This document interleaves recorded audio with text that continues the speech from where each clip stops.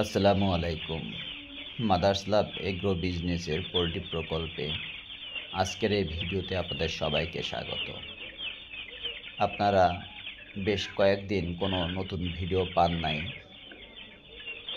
তার কারণ হলো কিছু কাজের ব্যস্ততার কারণে। খামারি একটু অন্য কাজে ব্যস্ত ছিল, সেই জন্য খামারি ভিডিও দিতে পারে নাই। তো যাই হোক, এই শেডে 1000 বাচ্চা তোলা হয়েছিল। বাচ্চাগুলো একটু গত শেডের থেকে একটু ব্যতিক্রমভাবে লালন পালন করা হচ্ছে, পরীক্ষামূলকভাবে। দেখা যাক কী হয়। আর সেটার মধ্যে খাবার ব্যবস্থাপনা এবং মেডিসিন ব্যবস্থাপনা একটু ভিন্ন করার চেষ্টা করা হয়েছে, যাতে করে খামারি লাভবান হতে পারে।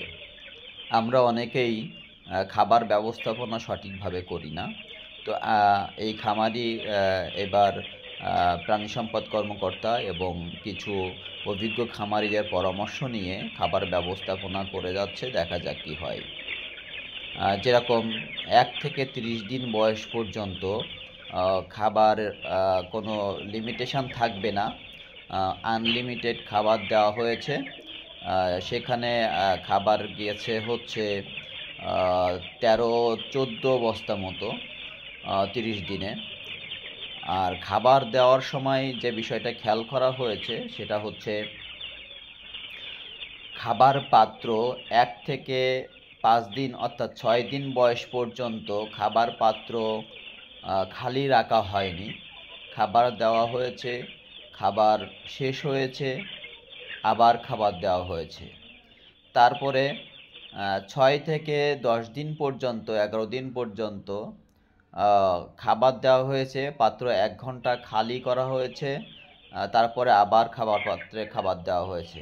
অর্থাৎ দৈনিক খাবার দেওয়ার আগে পাত্র 1 ঘন্টা খালি রাখা হয়েছে। তারপরে 10 থেকে 20 দিন পর্যন্ত খাবার পাত্র খালি হয়েছে। তারপর প্রতিবার খাবার দেওয়ার আগে 2 ঘন্টা খাবার পাত্র খালি রাখা হয়েছে, তারপরে আবার খাবার দেওয়া হয়েছে। অর্থাৎ 10 থেকে 20 দিন পর্যন্ত আমরা 3 বেলায় খাবার দিব।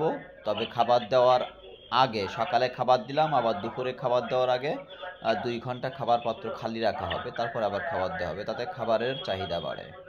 এরপরে 20 থেকে বাকি দিনগুলোতে আমরা খাবার পাত্রে 3 বেলা খাবার দেব এবং 3 থেকে 3.5 ঘন্টা খাবার পাত্র খালি রাখবো প্রতিবার খাবার দেওয়ার আগে। অর্থাৎ সকালে খাবার দিলাম, আবার দুপুরে খাবার দেব। এমনভাবে খাবার দেব যাতে করে দুপুরে খাবার দেওয়ার যদি 1টার সময় দিই তাহলে 12টার দিকে খাবার পাত্র খালি হয়ে যাবে, বা 11টার দিকে খাবার পাত্র খালি হয়ে যাবে। এইভাবে খাবার দিতে হবে। খাবার যদি ম্যানেজমেন্ট ভালো হয় তাহলে মুরগির গ্রোথ ভালো হবে, খামারি লাভবান হবে। এবং আরও একটা বিষয় খেয়াল রাখতে হবে, সেটা হচ্ছে খাবার সঠিক মাত্রায় দেওয়া। অতিরিক্ত বেশি খাবার দেওয়া যাবে না, অতিরিক্ত কম দেওয়া যাবে না।